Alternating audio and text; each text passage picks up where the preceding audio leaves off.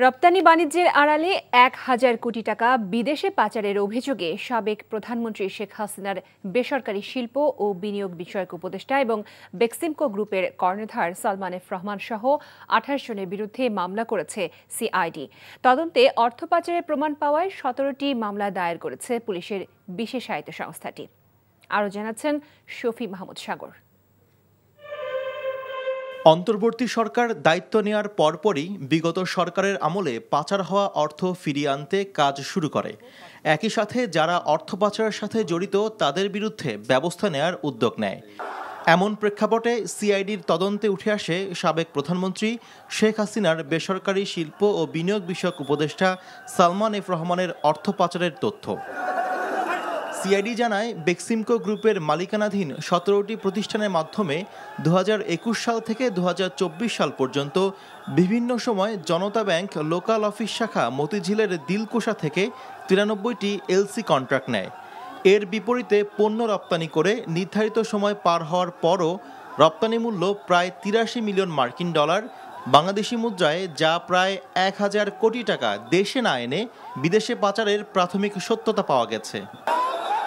Salman F Rahman এবং তার স্বার্থ সংশ্লিষ্ট কোম্পানি বেক্সিমকো গ্রুপের বিভিন্ন প্রতিষ্ঠানের নামে ও বেনামে প্রায় ৩৩,৪৭০ কোটি টাকা ঋণ গ্রহণপূর্বক বিদেশে পাচারের পৃথক অনুসন্ধান চালাচ্ছে সিআইডি।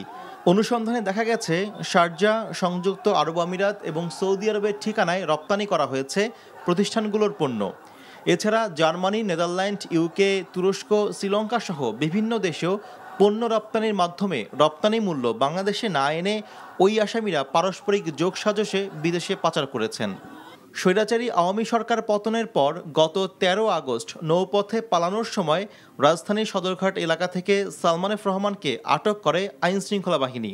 এরপর একাধিক মামলায় তাকে গ্রেফতার দেখিয়ে কারাগারে পাঠানো হয়। শফি মাহমুদ সাগর, এনটিভি নিউজ, ঢাকা।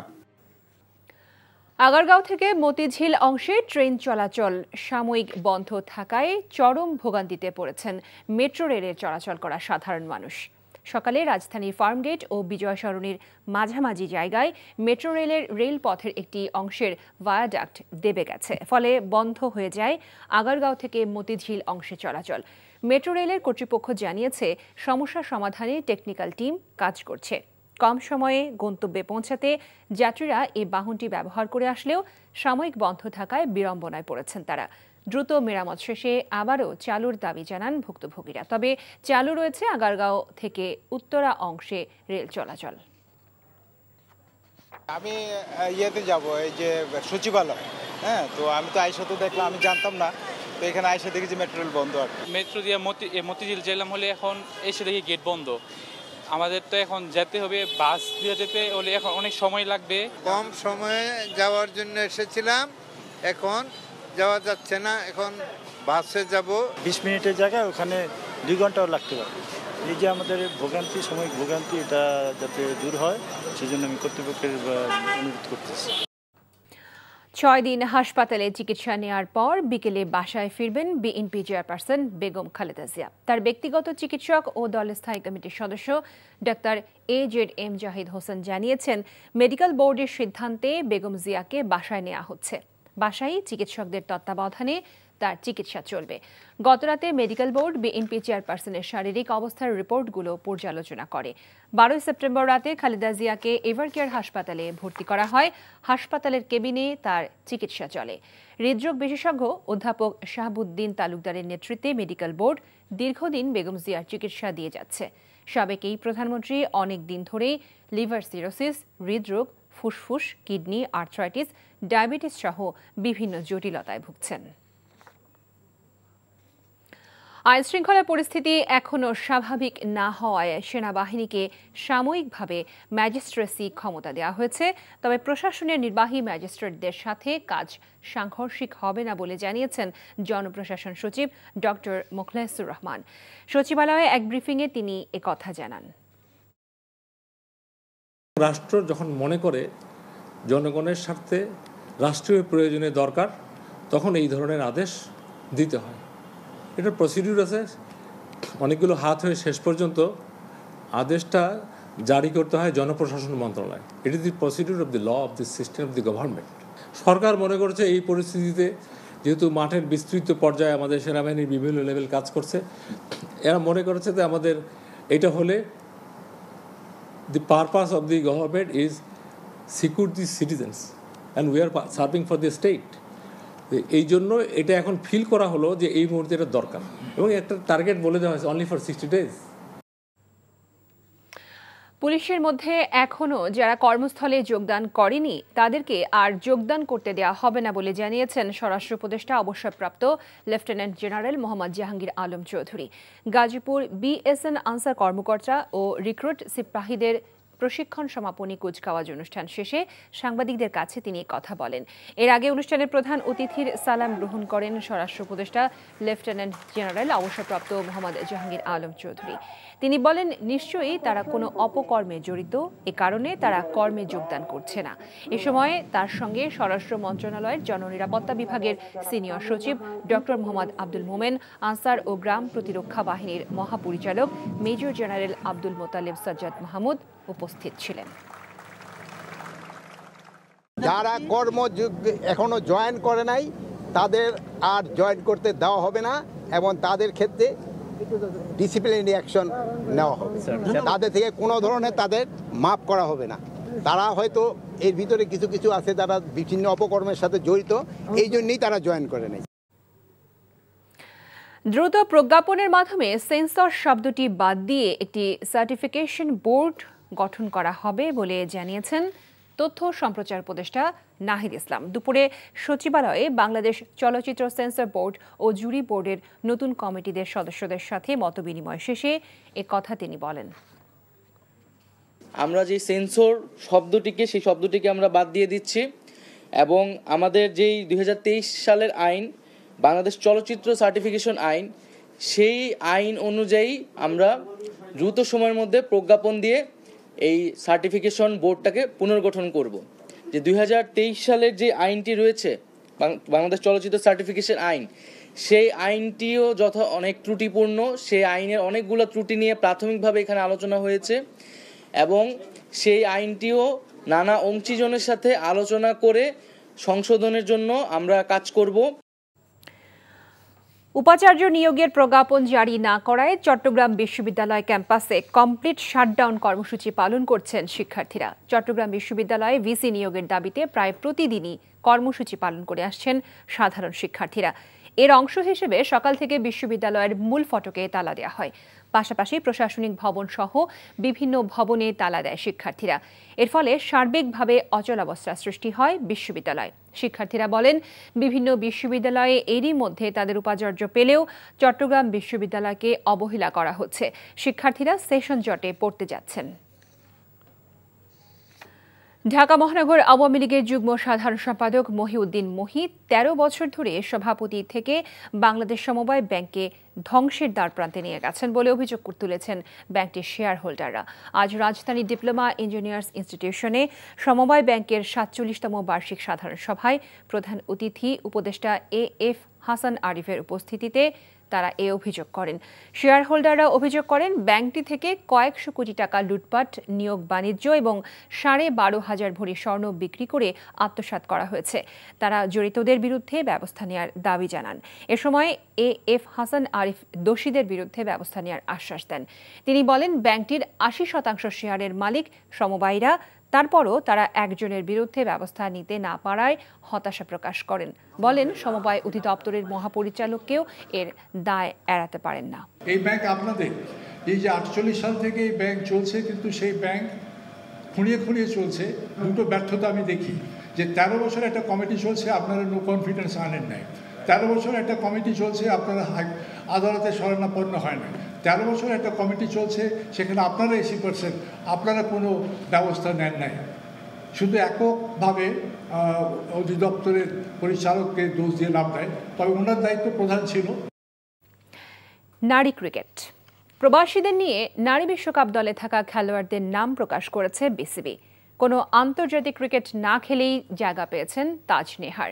আরব আমিরাতে থাকা প্রবাসীদের মাঠে এসে খেলা দেখার আহ্বান জানিয়েছেন বিসিবি নারী বিভাগের প্রধান হাবিবুল বাশার সুমন। রিপোর্ট করছেন কৌশল ইয়াসের।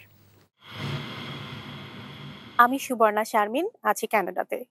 বাংলাদেশ উইমেন্স টিমের অধিনায়ক হিসেবে আছেন নিগার সুলতানা জ্যোতি। ভিন্ন আঙ্গিকে নারী টি-20 বিশ্বকাপের জন্য দল ঘোষণা করেছে বিসিবি। দেশের বাইরে অবস্থানরত বাংলাদেশিদের দিয়ে ক্রিকেটারদের নাম প্রকাশ করা হয়েছে। দল ঘোষণায় চমক হিসেবে রয়েছে তাজ নেহারের অন্তর্ভুক্তি। আন্তর্জাতিক ম্যাচ খেলার অভিজ্ঞতা না থাকা ২৬ বছর বয়সী টপ অর্ডার ব্যাটার জায়গা পেয়েছেন এ দলের হয়ে পারফরমেন্সের সুবাদে।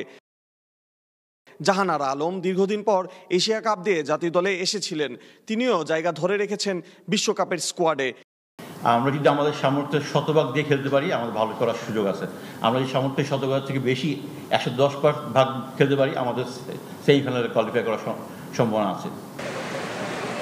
এবারের আসরের আয়োজক ছিল বাংলাদেশ, যদিও রাজনৈতিক পরিস্থিতির কারণে শেষ পর্যন্ত আরব আমিরাতে আয়োজন হবে এবারের নারী টি-20 বিশ্বকাপ।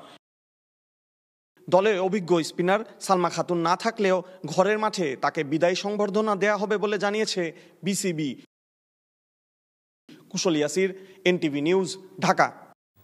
বাংলাদেশের সঙ্গে ভারতের সব অন্যায় অত্যাচারের প্রতিবাদ করা হবে বলে হুঁশিয়ারি করেছেন বিএনপির মহাসচিব মির্জা ফখরুল ইসলাম আলমগীর।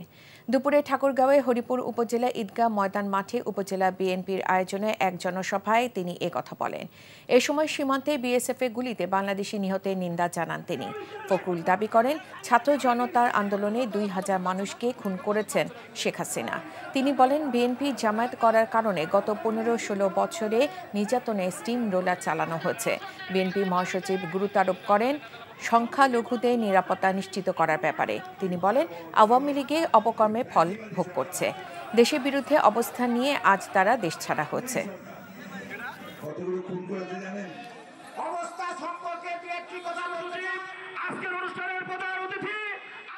আমাদের লোকজনকে গুলি করে মেরে দেয় সীমান্তে। আমরা ভালোভাবে থাকতে চাই তাদের সঙ্গে, অর্থাৎ প্রতিবেশী হিসাবে থাকতে চাই, কিন্তু আমাদের উপরে যদি কোনো অন্যায় অত্যাচার হয় তার প্রতিবাদ আমরা জানাবো। ফ্যাসিবাদী সরকার, হাসিনা সরকার, পুলিশ সরকার কতগুলো খুন করেছে জানেন? এই ৪-৫ এই আন্দোলনের সময় খুন করেছে ২,০০০ মানুষ। সাবেক নির্বাচন কমিশনার কাজী হাবিবুল আওয়াল সহ ৩ কমিশনারের বিরুদ্ধে চট্টগ্রামে রাষ্ট্রদ্রোহ মামলা হয়েছে। মামলায় আসামি করা হয়েছে ক্ষমতাচ্যুত সাবেক প্রধানমন্ত্রী শেখ হাসিনা ওবায়দুল কাদেরকে। দুপুরে চট্টগ্রামে মেট্রোপলিটন ম্যাজিস্ট্রেট কাজী শরীফুল ইসলামের আদালতে মামলাটি দায়ের করেন মুক্তিযোদ্ধা মোহাম্মদ একরামুল করিম। আদালতে বাদী অভিযোগ করেন ২০১৪, ১৮ ও ২৪ সালে জনগণের অংশগ্রহণ ছাড়া প্রহসনী নির্বাচন আয়োজন করেন অভিযুক্তরা, যা রাষ্ট্রদ্রোহ সহ প্রতারণার শামিল। আর এর মধ্য দিয়ে দেশে স্বৈরাচারী রাষ্ট্র ব্যবস্থা কায়েম হয়। মামলাটি আমলে নিয়ে পদস্থ পুলিশ কর্মকর্তার মাধ্যমে অভিযোগ তদন্তের আদেশ দিয়েছে আদালত।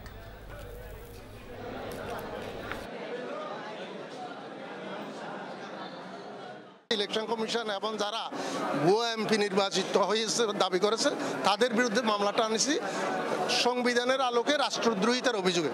কারণ আমাদের সংবিধানে লেখা আছে, যদি কোনো ব্যক্তি তার কোনো কর্মকাণ্ডের দ্বারা রাষ্ট্রীয় প্রতিষ্ঠানের প্রতি জনগণের আস্থা নষ্ট করে তাহলে রাষ্ট্রদ্রোহিতার অপরাধী হবে। খুলনায় মোহাম্মদ শাহজালাল নামে এক যুবককে ২ চোখ তুলে নেয়ার অভিযোগে খালিশপুর থানার সাবেক ওসি নাসিম খান সহ ১২ জনের বিরুদ্ধে আদালতে মামলা করা হয়েছে। শাহজালালের মা রেনু বেগম দুপুরে মহানগর হাকিম মোহাম্মদ আল আমিনের আদালতে মামলাটি করেন।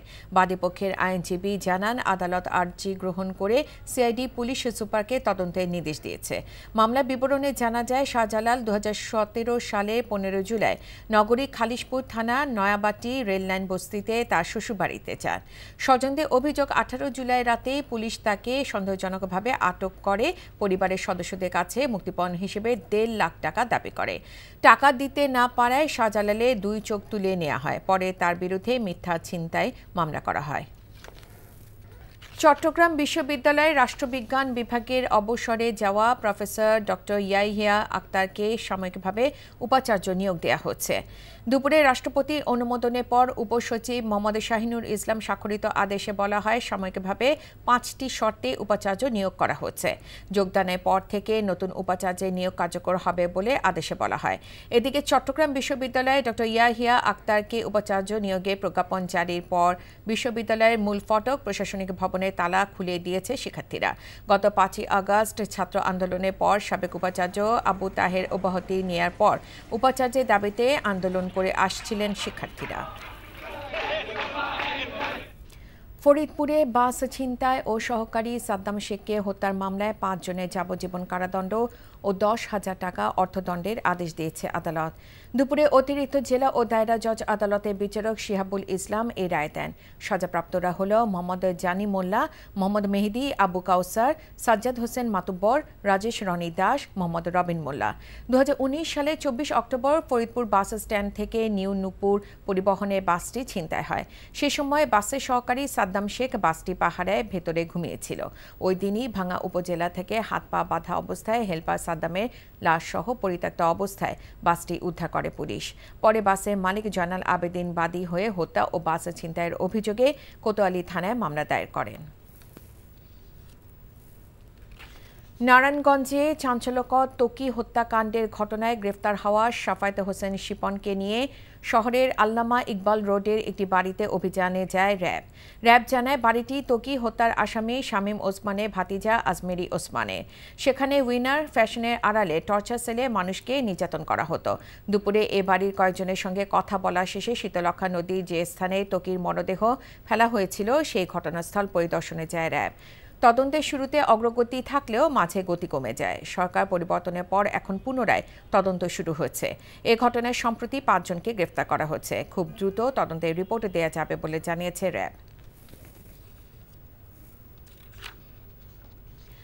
নাটোরে সরকারি খালে মুখ দখল করে বিভিন্ন স্থাপনা নির্মাণ করায় নলডাঙ্গায় 3টি গ্রামের 5 শতাধিক মানুষ জলাবদ্ধতার কবলে পড়েছে।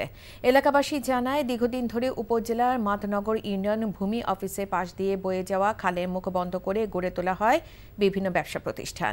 ফলে পানি নিষ্কাশনে পথ বন্ধ হয়ে যাওয়ায় বর্ষা মৌসুম এলে সৃষ্টি হয় জলাবদ্ধতা। এবারও জলাবদ্ধতায় তলিয়ে গেছে বিভিন্ন সড়ক ও আবাসিক এলাকা। এ অবস্থায় অবিলম্বে খালের মুখ দখল মুক্ত করার দাবি জানিয়েছে ভুক্তভোগীরা। পার্বত্য চট্টগ্রামে গণতান্ত্রিক পরিবেশ নিশ্চিতকরণ সহ 8 দফা দাবিতে মার্চ ফর আইডেন্টিটি কর্মসূচি পালন করেছে পাহাড়ি শিক্ষার্থীরা। সকালে খাগড়াছড়ি পাহাড়ি ছাত্র আন্দোলনের উদ্যোগে একটি পদযাত্রা শহরে বিভিন্ন সড়ক প্রদক্ষিণ শেষে চেঙ্গি স্কোয়ারে গিয়ে সমাবেশ অনুষ্ঠিত হয়। এই সময় তারা পার্বত্য চট্টগ্রাম চুক্তির পূর্ণাঙ্গ বাস্তবায়নে অন্তর্বর্তী সরকার প্রধানের হস্তক্ষেপ কামনা করেন। পলাতক শেখ হাসিনা এবং বিগত 3টি নির্বাচনের দায়িত্ব পালন করা 3 প্রধান নির্বাচন কমিশনার সহ অন্যান্য কমিশনারদের বিরুদ্ধে চট্টগ্রামে রাষ্ট্রদ্রোহ মামলা হয়েছে। আর রাজধানীর উত্তরার ফাহমিন জাফর মৃত্যুর ঘটনায় আন্তর্জাতিক অপরাধ ট্রাইব্যুনালে শেখ হাসিনা সহ 36 জনের বিরুদ্ধে অভিযোগ করেছেন নিহতের বাবা। বিস্তারিত নিয়ামুল আজিজ সাদিকের রিপোর্টে। গেল 3টি জাতীয় সংসদ নির্বাচন নিয়ে মানুষের সঙ্গে প্রতারণা ও রাষ্ট্রদ্রোহের অভিযোগে চট্টগ্রামে শেখ হাসিনা ও 3 সাবেক সিইসি কাজী রকিবউদ্দিন, KM নুরুল হুদা এবং কাজী হাবিবুল আউয়ালের বিরুদ্ধে মামলা হয়েছে। চট্টগ্রামের বিএনপির সাবেক সাধারণ সম্পাদক একরামুল করিম 6ষ্ঠ মেট্রোপলিটন ম্যাজিস্ট্রেট কোর্টে এই মামলা করেন। সাবেক নির্বাচন কমিশনারদেরও মামলায় আসামি করা হয়েছে। ইলেকশন কমিশন এবং যারা ভুয়া এমপি নির্বাচিত হয়েছে দাবি করেছে তাদের বিরুদ্ধে মামলাটা আনছি সংবিধানের আলোকে রাষ্ট্রদ্রোহিতার অভিযোগে।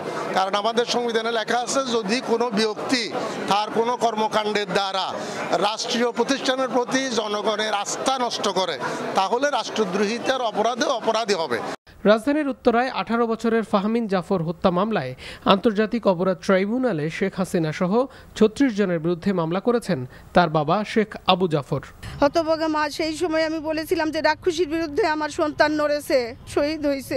আমি চাই এটার সুস্থ ব্যবস্থা হোক, যে আমার সন্তানকে খুন করছে তাকে চিহ্নিত করে আইন আওতায় নিয়ে আসা হোক। এছাড়া ট্রাইব্যুনালে পুলিশের গুলিতে নিহতের ঘটনায় আরও 2টি অভিযোগ দায়ের হয়েছে। গাজীপুরের শফিপুরে হায়াতুল্লাহ এবং ময়মনসিংহে মমিনুর ইসলাম মারজান মৃত্যুর ঘটনায় শেখ হাসিনা সহ 97 জনের বিরুদ্ধে আলাদা 2টি অভিযোগ দায়ের করা হয়। Niamul Aziz Sadiq, NTV news, Dhaka. বিগত সরকারের রাজনৈতিক উদ্দেশ্য প্রণোদিত প্রকল্প যাচাই বাছাই করে বাদ দেওয়া হবে বলে জানিয়েছেন পরিকল্পনা উপদেষ্টা ওয়াহিদুদ্দিন মাহমুদ। আর পঞ্চবার্ষিক পরিকল্পনা আপাতত স্থগিত থাকবে। অন্তর্বর্তী সরকারের প্রথম একনেক সভা শেষে ব্রিফিংয়ে এসব কথা বলেন তিনি। বৈঠকে 4টি প্রকল্প অনুমোদন পেয়েছে। রিপোর্ট করছেন ফাহাদ মোহাম্মদ। আওয়ামী লীগ সরকারের পতনের পর অন্তর্বর্তী সরকারের প্রথম একনেক সভা প্রধান উপদেষ্টা ডক্টর মোহাম্মদ ইউনূসের সভাপতিত্বে তার কার্যালয়ে অনুষ্ঠিত হয়। সভায় ১,২২২ কোটি টাকা ব্যয়ে 4টি প্রকল্প অনুমোদন দেওয়া হয়। পরে ব্রিফিংয়ে পরিকল্পনা উপদেষ্টা জানান, বিগত সময়ে বিপুল সংখ্যক প্রকল্প নেওয়া হলেও বাস্তবায়নের গতি সব ক্ষেত্রে একরকম ছিল না। তখনকার অপ্রয়োজনীয় রাজনৈতিক প্রকল্প এখন পর্যালোচনা করা হচ্ছে। রাজনৈতিক মদতপুষ্ট স্বার্থগোষ্ঠীর জন্য অনেক প্রকল্প হয়তো নেওয়া হয়, ভালো প্রকল্প নিলে সেগুলোকে অপচয় করা হয়, দুর্নীতি হয়। আমরা সেগুলোকে বলছি যে রাজনৈতিক প্রকল্প আমি বলবো না, আমি বলবো যে অপরাজনৈতিক প্রকল্প। এগুলো যদি খুব দরকারি মানে না হয়, যেগুলো থেকে বেশি সুফল পাওয়া যাবে না, অথচ নেওয়া হয়েছে কোনো একটা বিবেচনায়, সেগুলোকে অনেক তাড়াতাড়ি বোঝা যায় সেগুলো। উপদেষ্টা আরও জানান, বিদেশি অর্থায়ন পাওয়া যাবে এমন প্রকল্প গ্রহণে গুরুত্ব দেবে সরকার। দাতা সংস্থাগুলো এখন হাত খুলে সরকারকে সহায়তা দিতে যাচ্ছে বলে জানান তিনি। দাতা সংস্থাগুলো আমাদেরকে একদম হাত খুলে টাকা দিতে চাচ্ছে, কেন আমি জানি না। অনেকগুলো যেমন ইউএসএইড বলছে তোমরা যে কোনো প্রকল্প আনো আমরা দিয়ে দেবো, আমাদের কোনো সমস্যা নাই। এরকম অন্য অনেক যারা দ্বিপাক্ষিক বা বহুপাক্ষিক মাল্টিল্যাটারাল ডোনার অর্গানাইজেশন, ওরা অনেকে আমাদেরকে বলছে যে প্রথমত যে আমরা অন্তর্বর্তী সরকার বলে যে চলমান প্রকল্পগুলো তাতে তাদের চালিয়ে যেতে তাদের কোনো অসুবিধা নেই, এবং তার উপরও বলছে যে তোমাদের নতুন যেসব চাহিদা, সেই চাহিদাগুলো আমাদেরকে বলো, আমরা যতদূর পারি অর্থায়নের চেষ্টা করব। উপদেষ্টা আরও জানান, বড় প্রকল্পগুলোতে সময় কেন বাড়ানো হলো এবং আন্তর্জাতিক মানদণ্ডের অতিরিক্ত অর্থ ব্যয় হলো কিনা তাও যাচাই বাছাই করা হবে। Fahad Mohammad, NTV news, Dhaka. সংবিধান সংস্কার কমিশনের প্রধান হিসেবে দায়িত্ব পেয়েছেন অধ্যাপক আলী রিয়াজ। আজ মন্ত্রিপরিষদ বিভাগের প্রজ্ঞাপনে জানানো হয়, গত 11 সেপ্টেম্বর জাতির উদ্দেশ্যে দেওয়া ভাষণে প্রধান উপদেষ্টা ডক্টর মোহাম্মদ ইউনূস সংস্কারের জন্য প্রাথমিকভাবে 6টি কমিশন গঠন এবং কমিশনের প্রধানদের নাম ঘোষণা করেন। সংবিধান সংস্কার কমিশনের প্রধান হিসেবে ডক্টর শাহদিন মালিকের নাম উল্লেখ করা হয়েছিল। এই কমিশনের প্রধান হিসেবে তাঁর পরিবর্তে আলী রিয়াজের নাম অন্তর্ভুক্ত করা হয়েছে। রাষ্ট্রবিজ্ঞানী আলী রিয়াজ যুক্তরাষ্ট্রের ইলিনয় স্টেট ইউনিভার্সিটির ডিস্টিংগুইশড অধ্যাপক। সংবিধান সংস্কার কমিশনের প্রধান হিসেবে দায়িত্ব পালনের জন্য ছুটি নিয়ে শিগগিরই তিনি দেশে ফিরবেন বলে জানা গেছে। 6 দিন হাসপাতালে চিকিৎসা শেষে নিজের গুলশানের বাসায় ফিরেছেন বিএনপি চেয়ারপারসন বেগম খালেদা জিয়া। সন্ধ্যায় রাজধানীর এভারকেয়ার হাসপাতাল থেকে বাসার উদ্দেশ্যে রওনা করেন সাবেক এই প্রধানমন্ত্রী। এই সময় বেগম খালেদা জিয়ার গাড়ি বহরে যুক্ত হয় হাজারো নেতাকর্মী।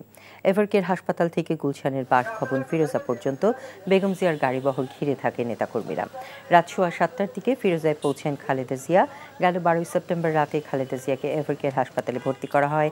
গতরাতে মেডিকেল বোর্ড বিএনপি চেয়ারপারসনের শারীরিক অবস্থার রিপোর্টগুলো পর্যালোচনা করে তাঁকে বাসা থেকে চিকিৎসা নেওয়ার পরামর্শ দেন। সেই অনুযায়ী বাসায় ফিরেছেন তিনি।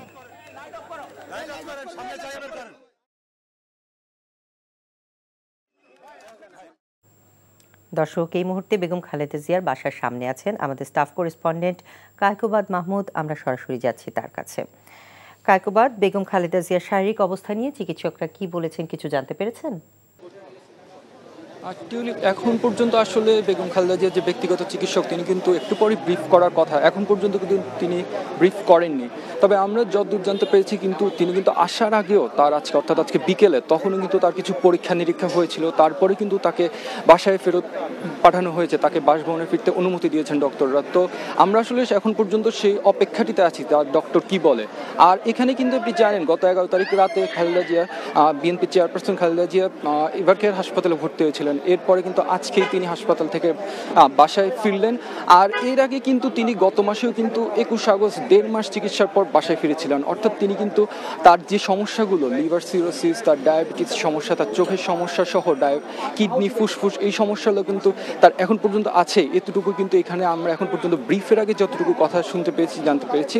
আর আরেকটি বিষয় আমি এখানে জানিয়ে রাখি এর আগে কিন্তু 2021 সালেই যখন তার লিভার সিরোসিস ধরা পড়ে তখনই কিন্তু তার চিকিৎসকরা কিন্তু জানিয়েছিলেন যে তাকে যাতে বিদেশে পাঠানো হয়, কিন্তু সাবেক সরকার আওয়ামী লীগ সরকার কিন্তু সেটি দেয়নি, বরং তার নির্বাহী আদেশের সাজা স্থগিত করেই কিন্তু এই পর্যন্ত এসেছে। আর এখন এখানে যদি আমি এখানকার অবস্থাটা একটু বলি, এখানে কিন্তু আজকে বিকেল থেকে আমরা দেখতে পাচ্ছি নেতাকর্মীদের ভিড়, তারা কিন্তু অপেক্ষায় ছিলেন কখন তাদের নেত্রী তাদের বাসভবনে ফিরে আসবেন। আর এরপরে সন্ধ্যার দিয়ে কিন্তু এখানে অনেক বেশি ভিড় ছিল, গণমাধ্যম কর্মী, উৎসুক জনতা, এবং এর সাথে যোগ হয়েছিল নেতাকর্মী, বিভিন্ন পর্যায়ের নেতাকর্মীরাও কিন্তু এখানে এসেছিলেন। এখন সব মিলিয়ে এই জায়গায় একটি জিনিসের জন্য সবাই একটু অপেক্ষা আছে, সেটি হচ্ছে তার ব্যক্তিগত চিকিৎসক কখন ব্রিফ করবেন। তো টিউলিপ, এই ছিল আমার কাছে সর্বশেষ। আইন শৃঙ্খলা পরিস্থিতি নিয়ন্ত্রণে এনে মানুষের মনে আস্থা ফেরাতেই সেনাবাহিনীকে নির্বাহী ম্যাজিস্ট্রেটের ক্ষমতা দেয়া হয়েছে বলে জানিয়েছেন তথ্য ও সম্প্রচার উপদেষ্টা নাহিদ ইসলাম। আর কাজের ক্ষেত্রে প্রশাসনের সাথে তা সাংঘর্ষিক হবে না বলে জানিয়েছেন জনপ্রশাসন সচিব মোখলেসুর রহমান। সচিবালয়ে পৃথক ব্রিফিংয়ে তারা এসব কথা বলেন। রিপোর্ট করছেন রকনউদ্দিন। 60 দিনের জন্য নির্বাহী ম্যাজিস্ট্রেটের ক্ষমতা দেয়া হয়েছে সেনাবাহিনীর কমিশনপ্রাপ্ত কর্মকর্তাদের। সরকার গঠনের প্রায় 1.5 মাস পর কেন এমন সিদ্ধান্ত, সচিবালয়ে এক ব্রিফিংয়ে তা জানান জনপ্রশাসন সচিব। রাষ্ট্রীয় প্রয়োজন যখন সরকার মনে করে আমি রাষ্ট্রের একজন অংশ, এইটার ব্যাখ্যার খুব একটা দরকার লাগে না। সরকার মনে করেছে এটা হলে the purpose of the government is secure the citizens, কোনো কনফ্লিক্ট হবে না। সবাই মিলে এক রাষ্ট্র, এক জনগণ, এক সরকার, জনস্বার্থে আপনি কাজ করেন, আমি কাজ করি, অতএব it will make some good results. আর সচিবালয়ে বাংলাদেশ চলচ্চিত্র সেন্সর বোর্ড ও জুরি বোর্ডের নতুন কমিটির সদস্যদের সাথে মতবিনিময় শেষে তথ্য ও সম্প্রচার উপদেষ্টার কাছেও সাংবাদিকদের প্রশ্ন ছিল সেনাবাহিনীকে ম্যাজিস্ট্রেসি ক্ষমতা দেবার বিষয়েই। আমরা যেহেতু একটা জরুরি পরিস্থিতিতে আছি, দেশ পুনর্গঠন করা লাগতেছে, সেজন্য আমরা সেনাবাহিনীকে এই ক্ষমতাটি দেওয়া হয়েছে এবং সেটা কেবল 2 মাসের জন্য। এবং আমরা মূলত এই সময়টার মধ্যে আমাদের যে পুলিশ বাহিনীটা আছে সেটাকে সম্পূর্ণভাবে রিফর্ম করে আরও শক্তিশালী করে মানুষের আস্থার জায়গায় নিয়ে এসে তাদেরকে মাঠে ফিরিয়ে নিয়ে আসবো, এই কারণে মূলত এই সিদ্ধান্তটি নেওয়া হয়েছে। এছাড়া গণমাধ্যম কর্মীদের নামে মামলা হলেও দোষী না হলে অব্যাহতি দেওয়া হবে বলেও জানান তথ্য উপদেষ্টা। এই মামলাগুলো খুব দ্রুত সময়ের মধ্যে পর্যালোচনা করা হবে, তদন্ত করা হবে এবং যদি অভিযোগ না থাকে তাকে এই মামলা থেকে রেহাই দেওয়া হবে। যদি কোনো সাংবাদিকের বিরুদ্ধে এই ধরনের অভিযোগ থাকে বা যাদের ক্ষতিগ্রস্ত হচ্ছে, তথ্য মন্ত্রণালয়ে আপনারা তাদের ইনফরমেশন বা ডিটেলসটা পাঠাবেন, আমরা এখান থেকে দেখব। তবে পাশাপাশি এটাও বলেছি যে এই ফ্যাসিজমের সাথে যারা জড়িত ছিল, এটার যারা বৈধতা উৎপাদনে কাজ করেছে, তাদের লেখনির মাধ্যমে, তাদের মতামতের মাধ্যমে জনমত তৈরি করেছে, গণহত্যার পক্ষে কাজ করেছে, উস্কানি দিয়েছে, তাদেরকে কিন্তু অবশ্যই বিচারের আওতায় আনা হবে। এদিকে সেন্সর বোর্ড থেকে সেন্সর শব্দটি বাদ দেবার সিদ্ধান্ত হয় বৈঠকে। 2023 সালের আইন অনুযায়ী প্রজ্ঞাপন দিয়ে একটি সার্টিফিকেশন বোর্ড গঠন করার কথা জানান তথ্য উপদেষ্টা। এছাড়া সংশ্লিষ্ট আইনেরও পর্যালোচনা করা হবে বলেও জানান তিনি। রকনউদ্দিন, এনটিভি নিউজ, ঢাকা। ভারতের বিপক্ষে জয় কঠিন হলেও অসম্ভব মনে হচ্ছে না নাজমুল হোসেন শান্তদের জন্য। কাল থেকে চেন্নাইয়ের চিদাম্বরম স্টেডিয়ামে স্বাগতিকদের বিপক্ষে প্রথম টেস্টের আগে চাপ নিতে চান না বাংলাদেশের অধিনায়ক। ভালো ক্রিকেটের দিকে নজর তার। অন্যদিকে ভারতের কোচ গৌতম গম্ভীর পাকিস্তানের বিপক্ষে শান্তদের দারুণ পারফরমেন্সে তাদের অভিনন্দন জানালেও প্রতিপক্ষকে ভয় পাচ্ছেন না বলেই জানিয়েছেন। ডেস্ক রিপোর্ট বর্ষণ কবিরের। এই সিরিজে বাংলাদেশ স্পষ্টতই দ্বিতীয় ফেভারিট।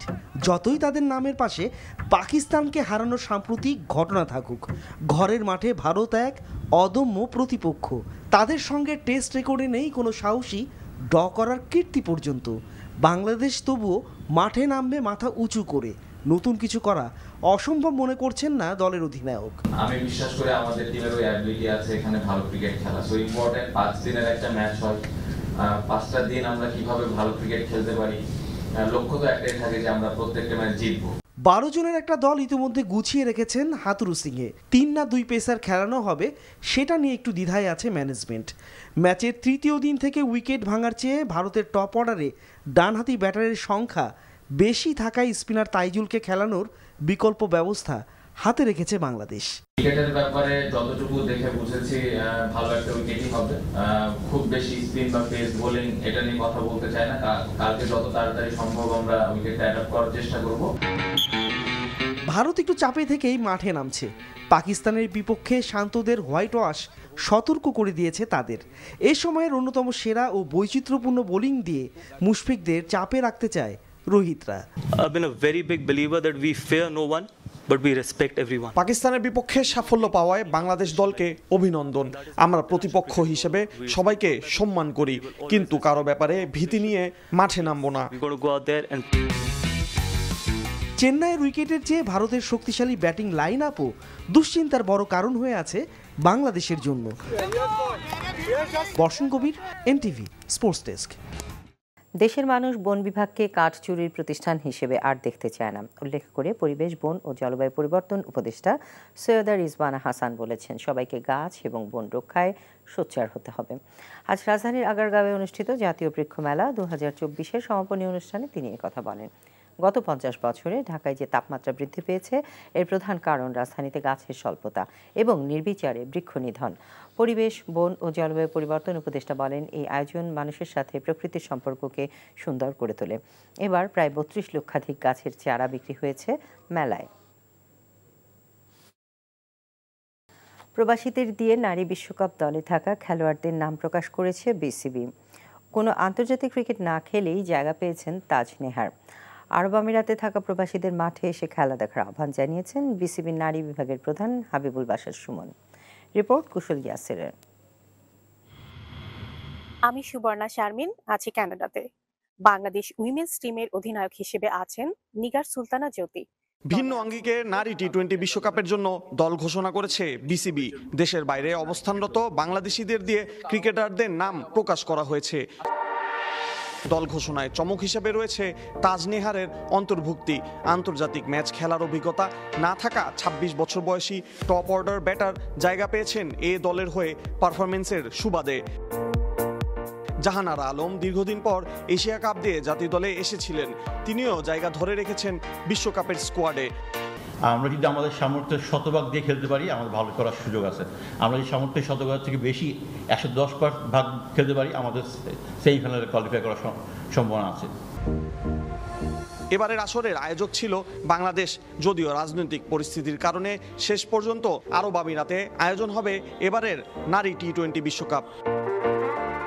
দলে অভিজ্ঞ স্পিনার সালমা খাতুন না থাকলেও ঘরের মাঠে তাকে বিদায়ী সংবর্ধনা দেয়া হবে বলে জানিয়েছে বিসিবি। কুশল ইয়াসির, NTV নিউজ, ঢাকা।